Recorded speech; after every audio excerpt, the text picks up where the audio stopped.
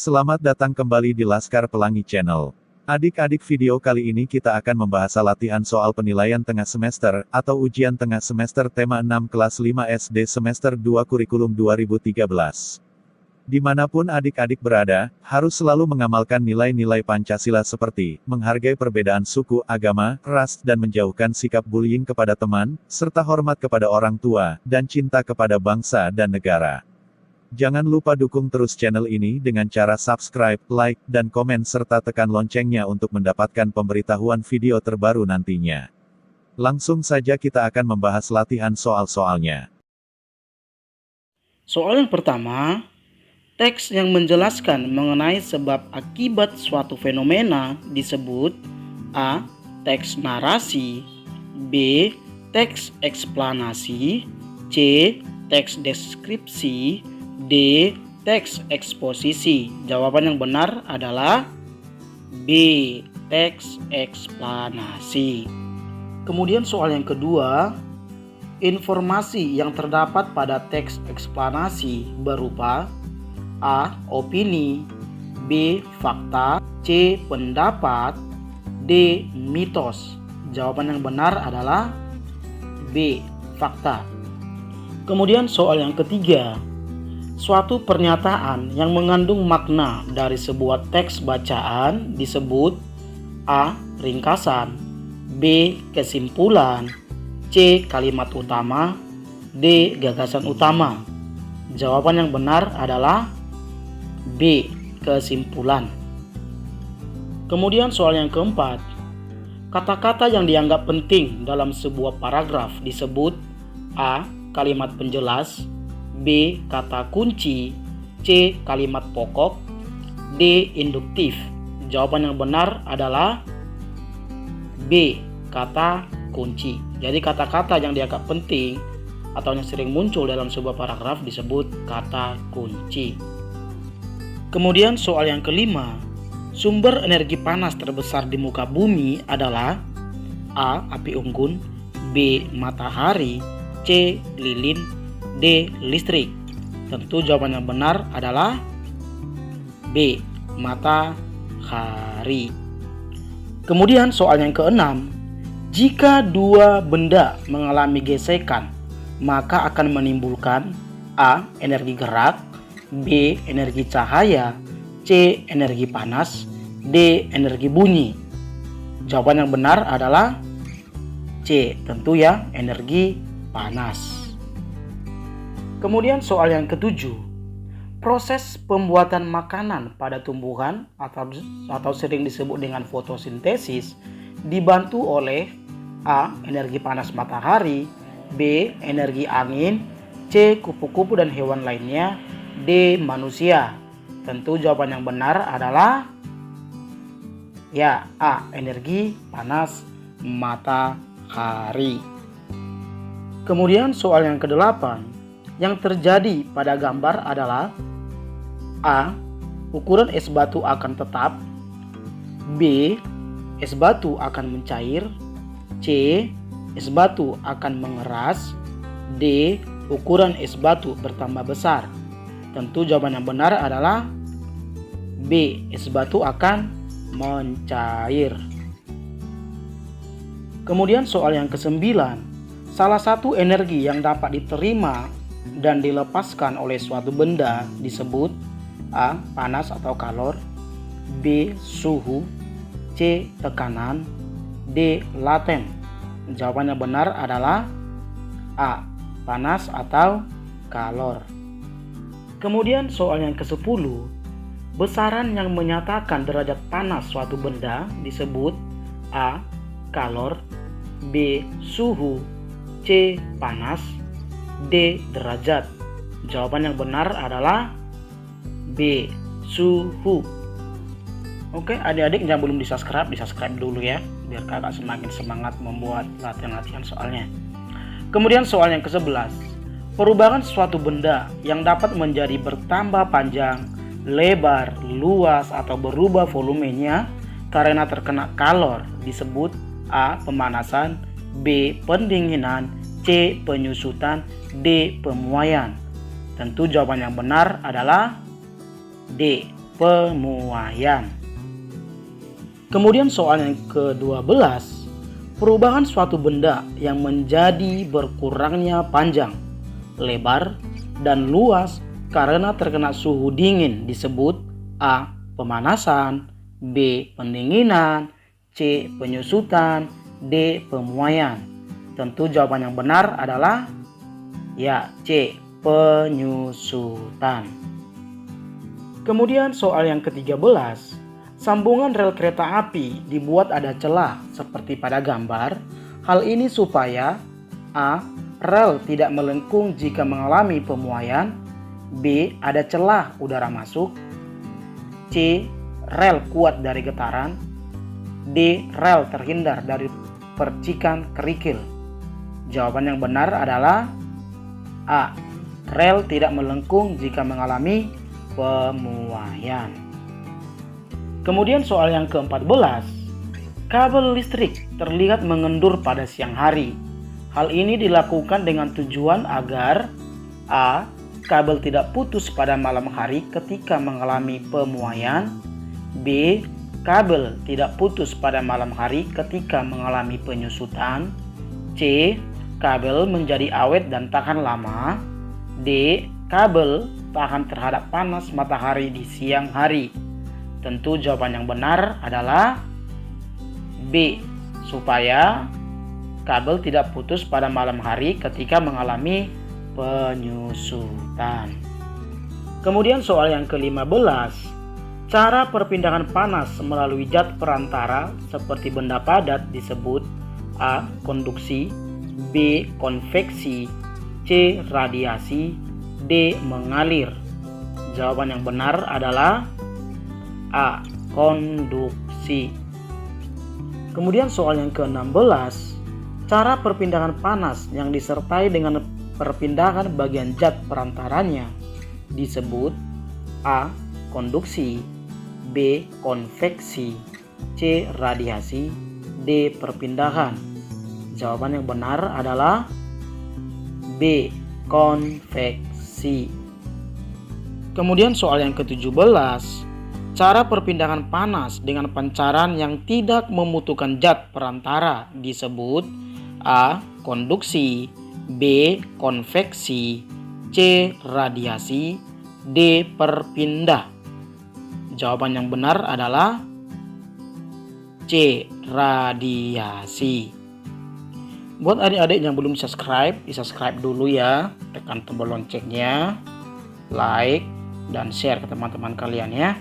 Oke, soal yang ke-18, kewajiban utama seorang pelajar adalah A. Belajar dengan sungguh-sungguh, B. Membayar uang sekolah, C. Membeli buku pelajaran, D. Mendapatkan pendidikan. Tentu jawaban yang benar adalah A. Belajar dengan sungguh-sungguh. Kemudian soal yang ke-19, setiap manusia yang hidup di dalam masyarakat mempunyai hak yang dilindungi oleh undang-undang.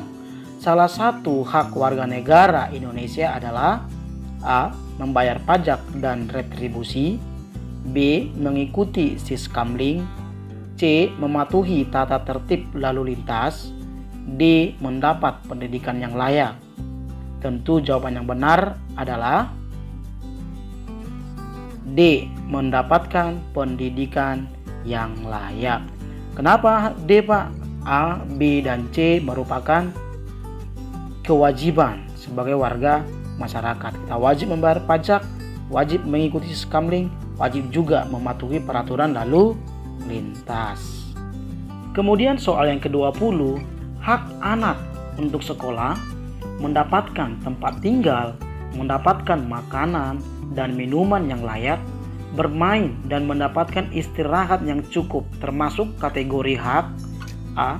Kelangsungan hidup, B. Tumbuh kembang, C. Perlindungan, D. Berpartisipasi. Jawaban yang benar adalah B ya, termasuk kategori hak tumbuh kembang. Kemudian soal yang ke-21, kewajiban merupakan sesuatu yang harus dilakukan untuk A. Menyenangkan orang lain, B. Mendapatkan imbalan, C. Menjamin haknya terpenuhi.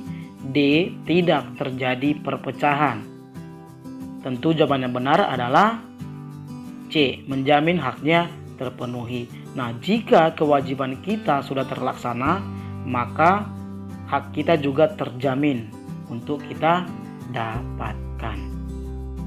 Kemudian soal yang ke-22, kewajiban sebagai warga negara harus kita lakukan dengan penuh. A. Tanggung jawab. B. Pamrih.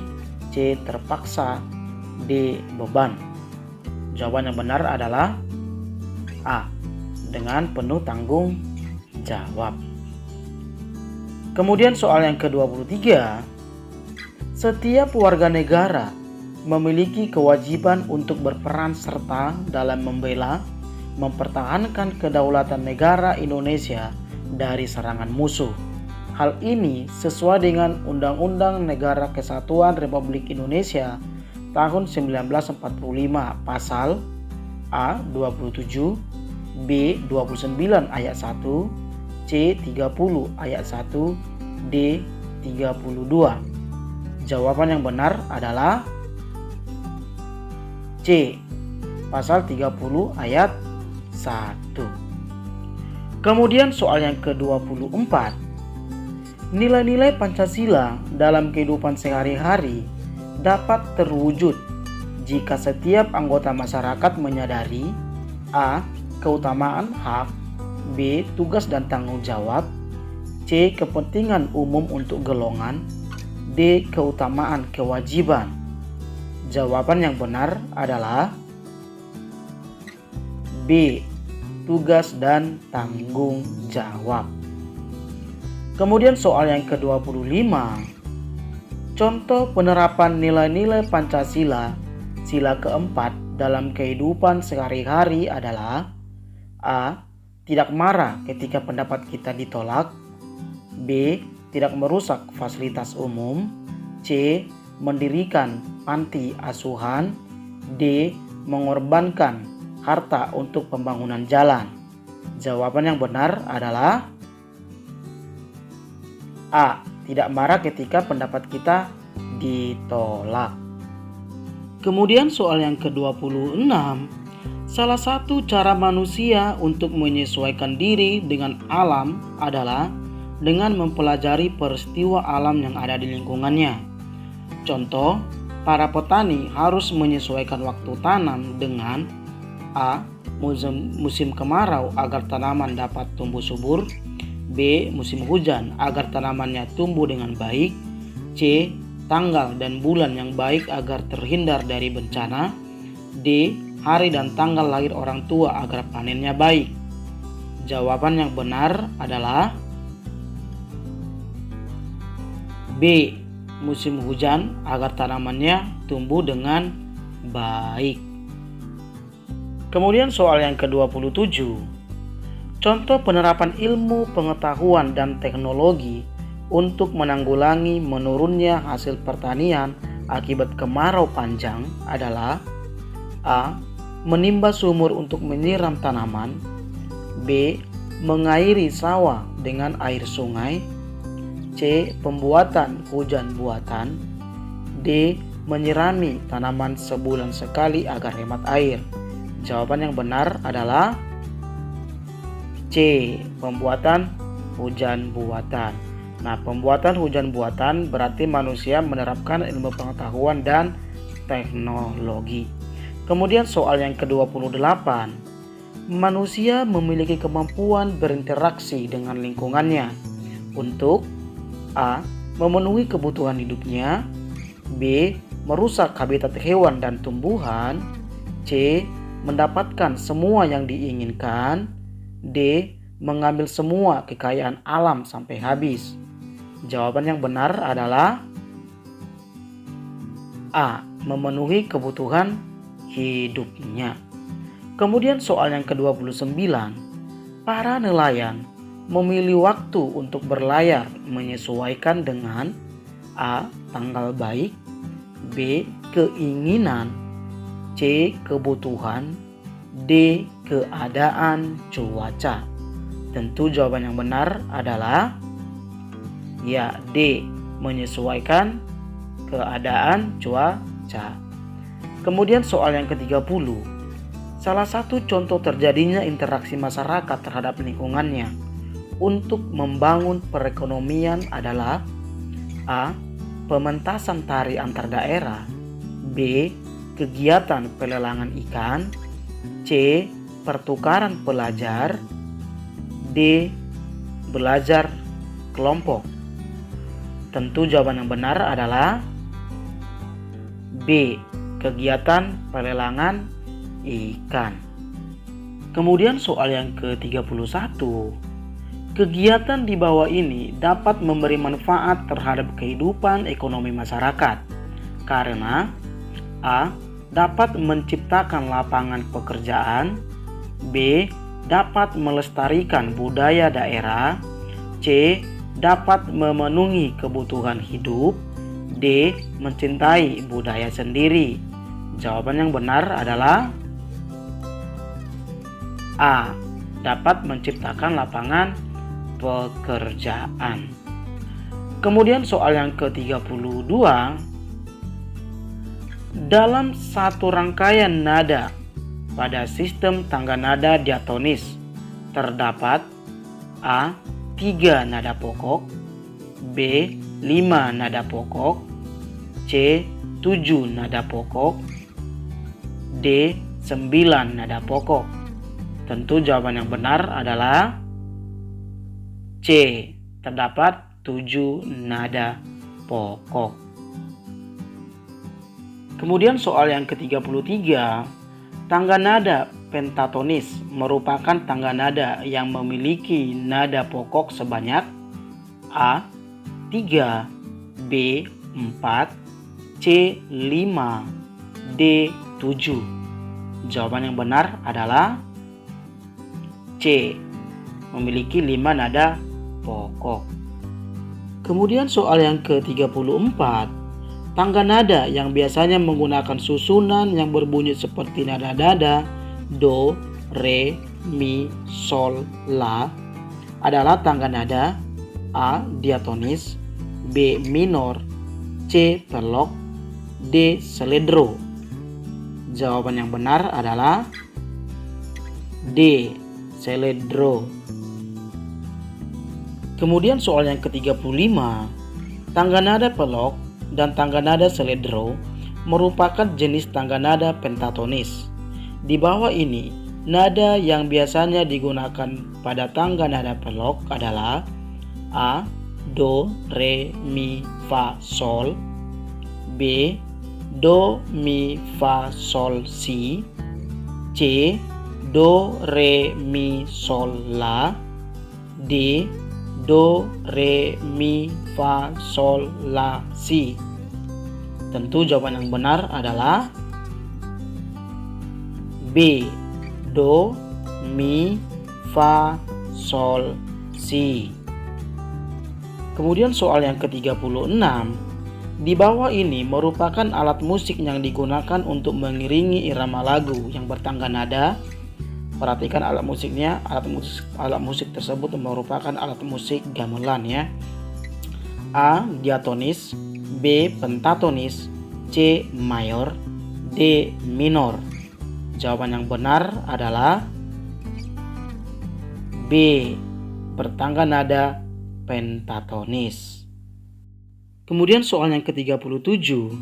Lagu Gundul Pacul adalah salah satu lagu daerah yang menggunakan tangga nada A. Diatonis, B. Minor, C. Pelok, D. Seledro. Jawaban yang benar adalah C. Pelok. Kemudian soal yang ke-38. Berikut merupakan bentuk pola lantai dari pengembangan garis lengkung adalah A. Segitiga, B. Persegi, C. Segi 5, D. Lingkaran. Tentu jawaban yang benar adalah D. Lingkaran. Jadi pola lantai dari pengembangan garis lengkung adalah lingkaran. D ya. Kemudian soal yang ke-39. Di bawah ini merupakan pola lantai garis lurus kecuali A. Horizontal, B. Vertikal, C. Lingkaran, D. Diagonal. Tentu jawaban yang benar adalah C. Lingkaran. Karena lingkaran merupakan pola lantai garis melengkung. Sementara horizontal, vertikal, dan diagonal merupakan pola lantai garis lurus. Oke, kita lanjut ke soal yang terakhir ya. Tari kecak dari Bali memiliki pola lantai A. Garis lurus, B. Zigzag, C. Segi empat, D. Lingkaran. Nah, tentu jawaban yang benar adalah D. Lingkaran. Jadi tari kecak dari Bali merupakan tarian yang memiliki pola lantai lingkaran. Oke adik-adik, demikian pembahasan soal-soal kita hari ini. Jangan lupa di subscribe, tekan tombol loncengnya supaya adik-adik bisa mendapatkan pemberitahuan update video nantinya. Oke, sampai jumpa di lain video. Terima kasih.